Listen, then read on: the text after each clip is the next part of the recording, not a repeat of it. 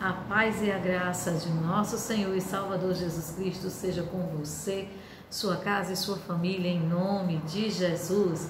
Aleluias! Bem-vindo a mais um encontro com Deus, onde nós marcamos o encontro com o Pai.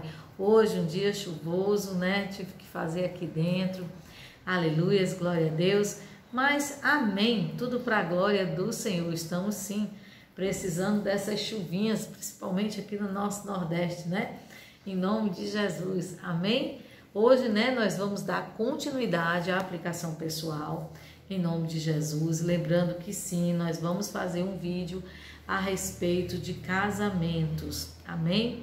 Em nome de Jesus, você fica logo aí atento. Se você não é inscrito no canal, se você sentir no coração, se inscreva, que você será notificado sempre que tiver um novo vídeo, amém? Em nome de Jesus, é porque eu gosto de os comentários que serem feitos, serem todos baseados em versículos bíblicos, e ali eu quero realmente trazer essa explanação baseada num texto bíblico, amém? Ou até em vários, né? Se você sentir no teu coração também, você pode deixar o seu pedido de oração, o seu testemunho, ou alguma dúvida, né? Que caso você tenha, assim como a irmã que fez a pergunta a respeito dos casamentos. Amém? Glória a Deus. Vamos aqui dar continuidade ao capítulo 2 de Deuteronômio. Amém? Ontem nós lemos o 1, nós vimos que ali Deus fez, através da vida de Moisés, um resumo de tudo pelo qual Israel tinha passado desde que saiu do Egito.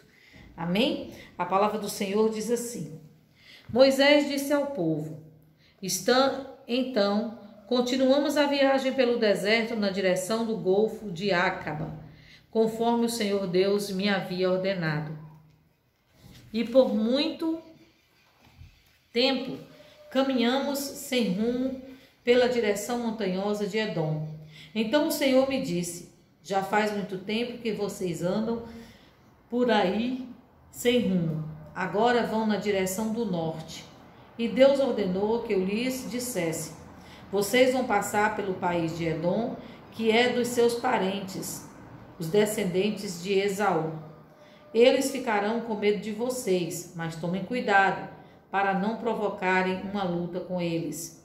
Eu não darei a vocês nem mesmo um pedacinho da terra deles, pois foi aos descendentes de Esaú que eu dei o território de Edom. Vocês poderão comprar deles a comida e a água que precisarem. Lembrem que o Senhor, nosso Deus, abençoou tudo o que vocês fizeram. Ele não esqueceu vocês durante os 40 anos em que caminharam por esse enorme deserto. Ele sempre cuidou de vocês, dando-lhes tudo o que precisavam. Assim, rodeamos o país de Edom, deixando o caminho que vai de Elate e Ezion-Geber até o Mar Morto, e seguindo o caminho que vai até o deserto de Moabe. E o Senhor Deus me disse: não ataque os moabitas, que são descendentes de Ló, nem entre em luta com eles. Eu dei a eles a cidade de Ar, e não darei a vocês nenhuma parte do país deles. Antigamente, uma raça numerosa de gigantes fortes, chamado Emins, vivia em Ar. Eles eram tão altos como os Anaquins, outra raça de gigante. Tanto os Anaquins como os Emins eram conhecidos como Refaíns, mas os moabitas os chamavam de Emins. Naquele tempo, os Oreus viviam em Edom, mas os descendentes de Esaú os expulsaram dali, acabaram com eles e ficaram morando no seu território. Os descendentes de Esaú fizeram a mesma coisa que os israelitas fizeram mais tarde, quando eles tomaram posse da terra que o Senhor lhes tinha dado. Depois atravessaram o riacho de Zered, conforme Deus havia mandado. Isso foi 38 anos depois de termos saído de Cades Barneia. Durante esses anos aconteceu aquilo que o Senhor nos tinha dito. Morreram todos os homens daquela geração que tinha idade para ir à guerra. O Senhor ficou contra eles e os foi matando, até que não sobrou mais nenhum deles no acampamento dos israelitas. Depois da morte de todos aqueles homens, o Senhor Deus me disse: passe hoje pela cidade de Ar, na fronteira de Moabe. Quando chegar à terra dos moabitas, que são descendentes de Ló, não os ataque, nem entre em luta contra eles. Eu entreguei a eles a terra de Amon, e não darei a vocês nenhuma parte deste país. Essa região é conhecida também como a terra dos Refaíns, uma raça de gigantes que antigamente moravam ali. Os amonitas os chamavam de Zanzurins. Havia muitos deles, e eram altos e fortes como os anaquins. Deus destruiu os Zanzurins, e os amonitas ocuparam a região e ficaram morando ali. Depois havia feito a mesma coisa em favor dos edomitas, que são descendentes de Esaú. Ele acabou com os horeus, e os edomitas ocuparam a terra deles e ali moram até hoje. Os cretenses fizeram a mesma coisa. Eles saíram da ilha de Creta, invadiram a terra dos Avins, no litoral do mar Mediterrâneo, e foram na direção do sul até a cidade de Gaza. Os cretenses acabaram com os Avins e ficaram morando na cidade deles. Depois que atravessaram o país de Moabe, Deus nos disse: continue avançando e atravesse o rio Amon, pois eu deixarei que vocês derrotem Seom, o rei dos amorreus, que mora na cidade de Esbom. Lutem contra Seom e tomem posse da terra dele. E Deus me disse: de hoje em diante eu vou fazer com que todos os povos do mundo tenham medo de vocês.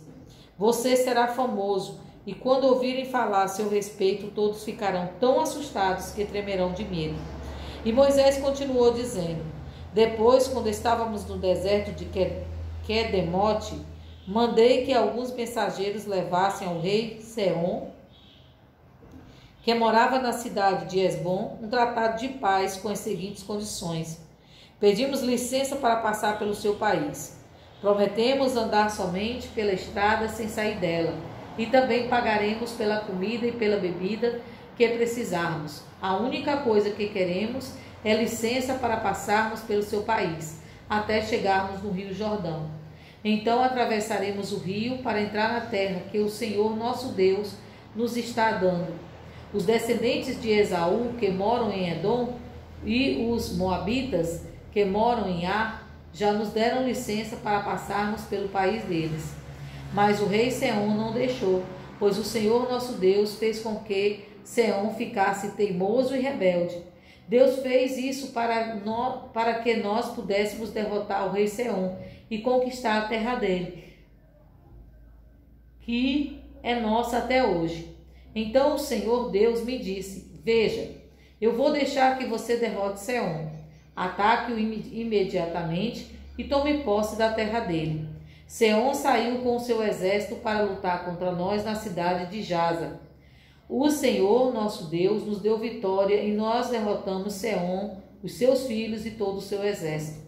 Além disso, conquistamos e destruímos todas as cidades e matamos todos os homens, mulheres e crianças.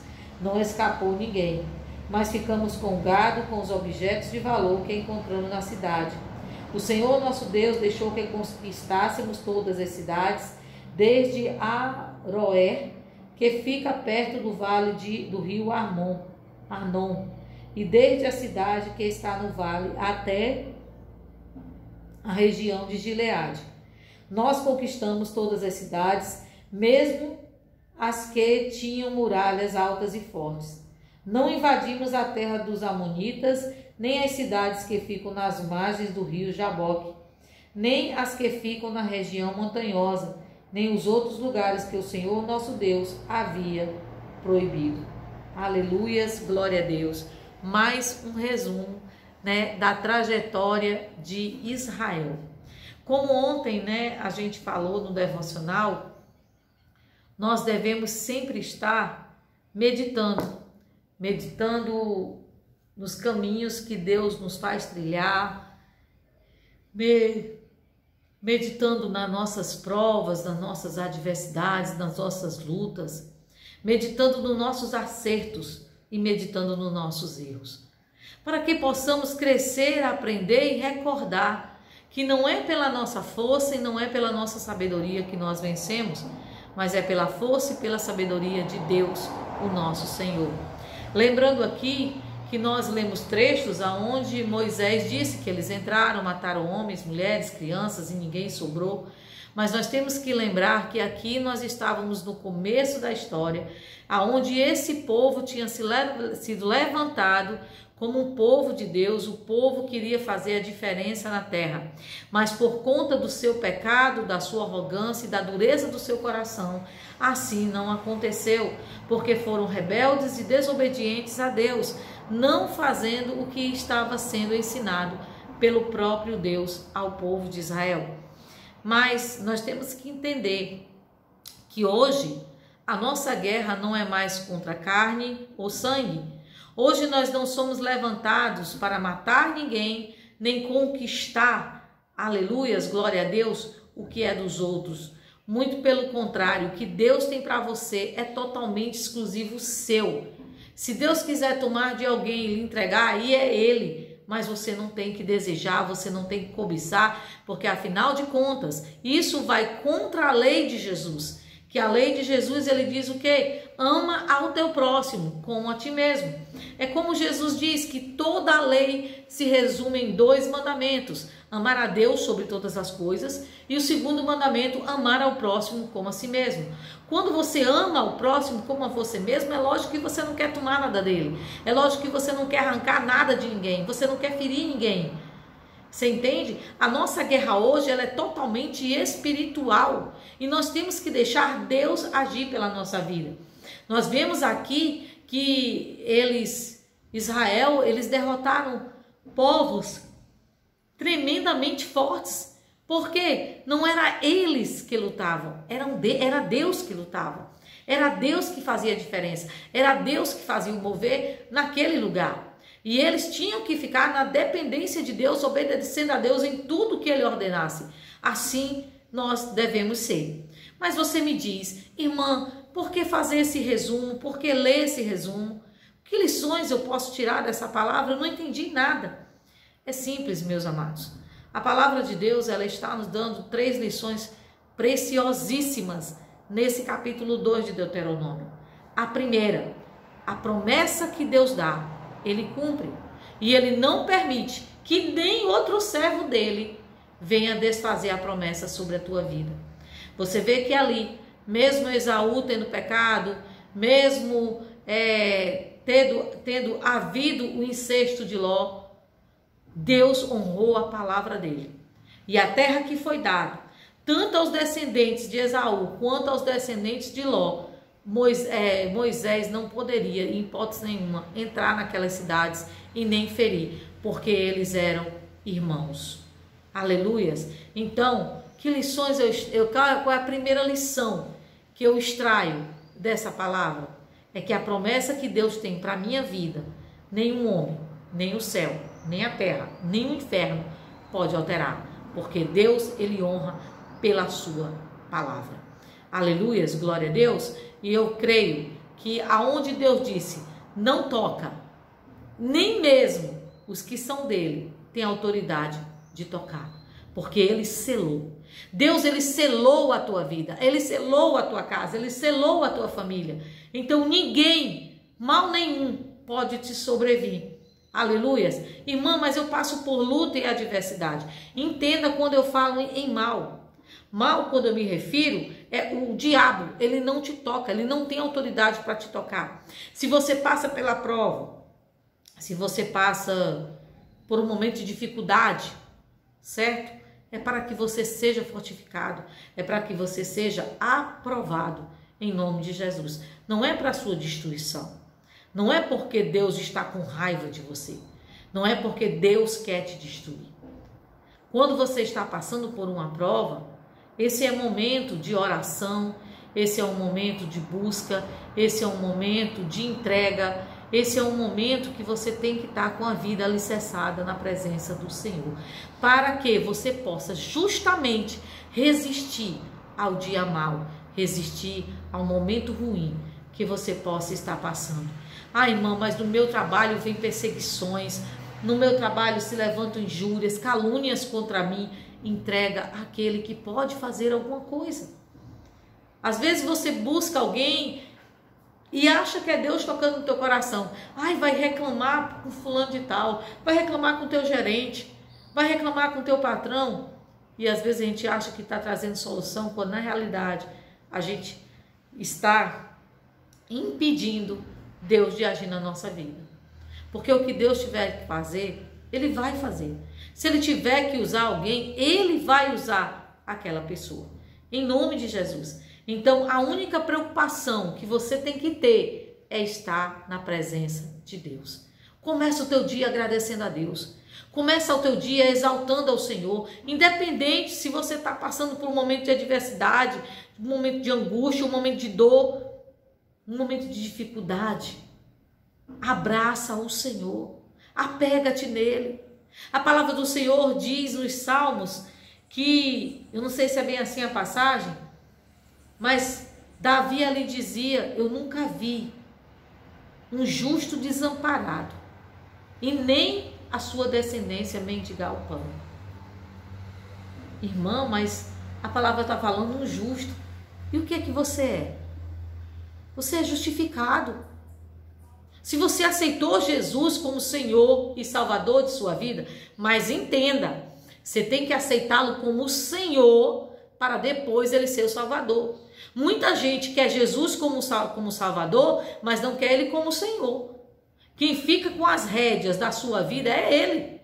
Ele não entrega as rédeas ao Senhor. Ele não abre mão do controle da sua vida.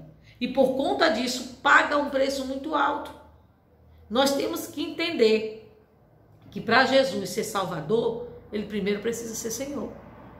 Ele precisa primeiro nos lavar. Ele precisa primeiro nos purificar, ele precisa nos ensinar, ele precisa nos adornar. Você lembra da palavra quebra o vaso e faz de novo?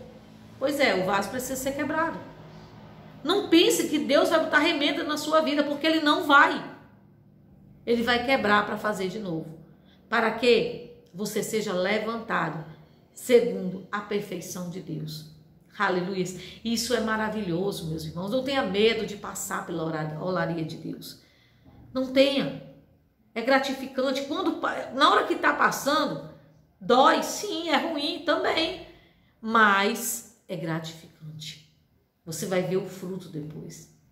Amém? É como uma mãe com dores de parto. Depois que a criança nasce, ela esquece totalmente a dor. Ela esquece totalmente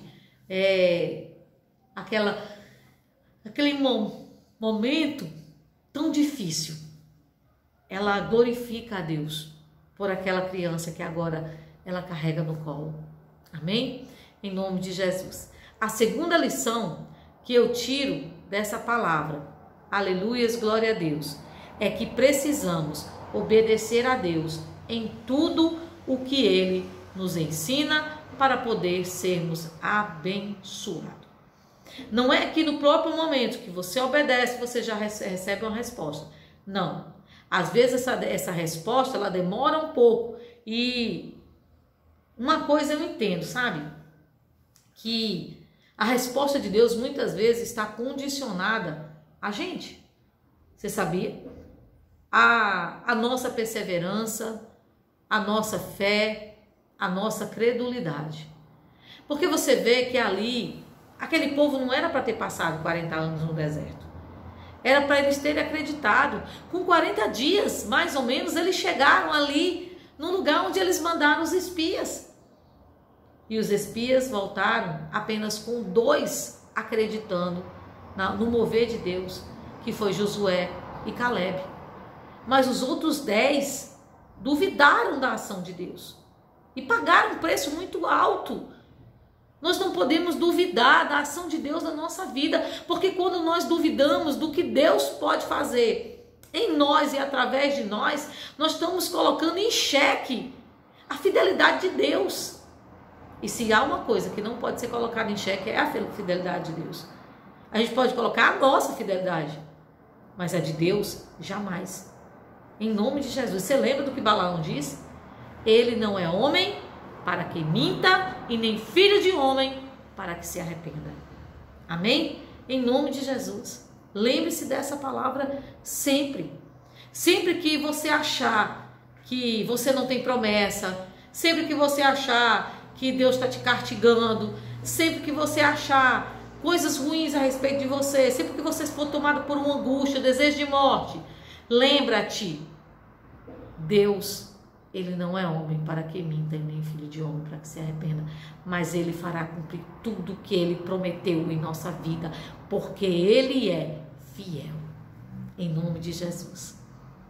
Então sejamos obedientes a Deus, e Ele nos abençoará, em nome de Jesus. E a última lição que eu tiro desse capítulo é que Deus sempre vai à nossa frente quando nós estamos obedecendo a Ele. Deus sempre alimpa os nossos caminhos quando nós somos obedientes a Ele e à sua palavra. Então por que se preocupar? Então por que ficar arrancando os cabelos pelo dia de amanhã? Viva o dia de hoje. Espere no Senhor, confie nele. Ele está trabalhando onde você não pode, Ele está fazendo o que você não pode fazer. E você vai ver que a graça de Deus, ela resplandecerá sobre a tua vida, em nome de Jesus. Mas creia, confie. Aqui nós vemos que no 3 ele ainda vai entrar, recordando tudo que Deus fez através e em Israel. Então não se esqueça das promessas de Deus, não se esqueça dos caminhos que você já tem trilhado, não se esqueça dos erros que te fizeram cair.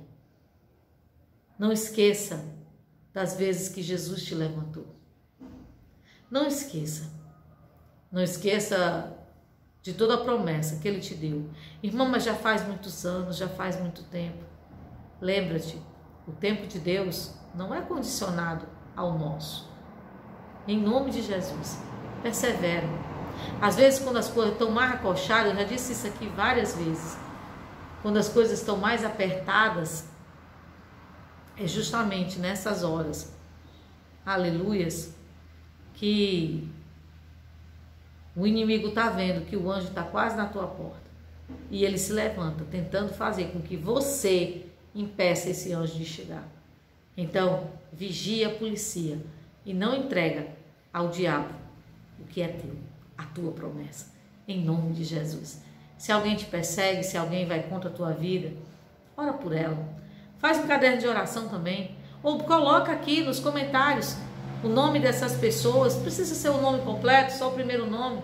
Vai ser colocado ali no caderno de oração, para que essas pessoas também sejam apresentadas em nome de Jesus.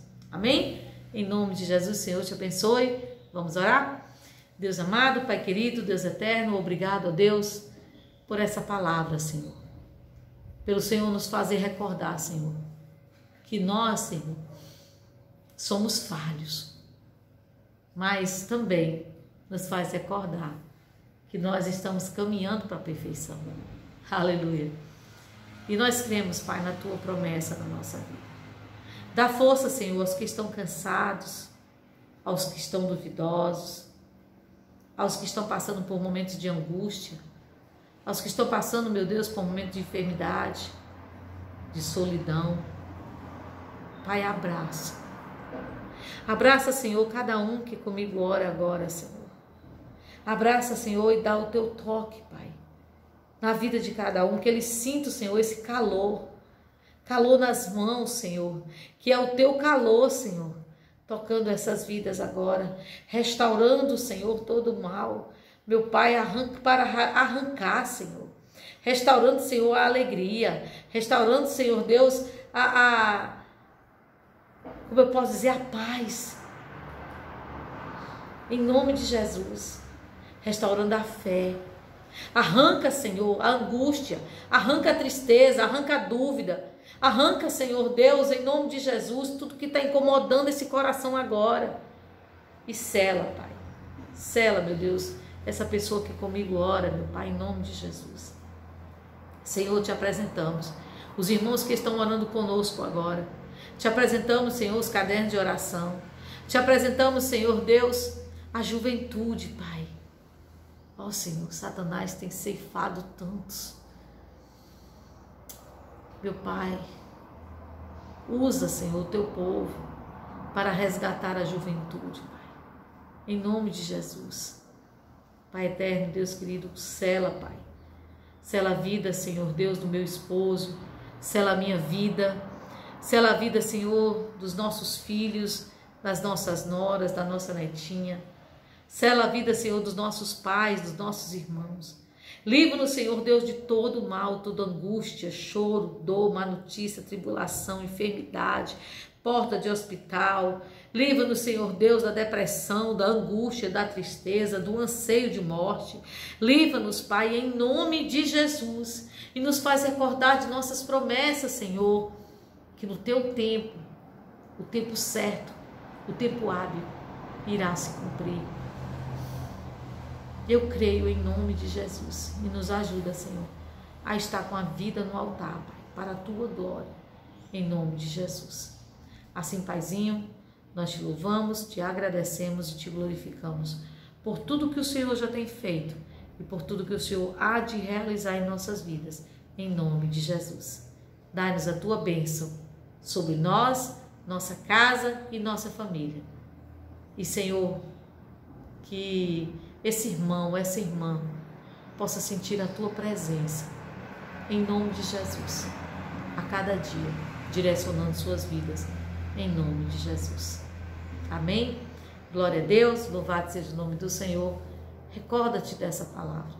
Ele irá cumprir a promessa dele. Seja obediente, em nome de Jesus, para que a promessa não seja retardada em tua vida. Fica fiel e Ele te honrará. E lembra que é Ele que limpa os caminhos. Amém? O Senhor te abençoe. Fica na santa e gloriosa paz do Senhor.